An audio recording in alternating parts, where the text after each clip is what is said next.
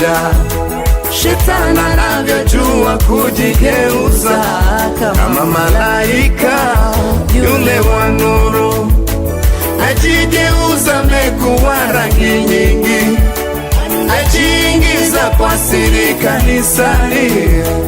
Watu wa Mungu wao bila kujua, hata wameanza kumuabudu. Waraka wa Yohana yule wa kwanza, sura ya 3 mstari wa 8, asitendaye dhambi ni wa Shetani, yalizitenda tokea mwanzo.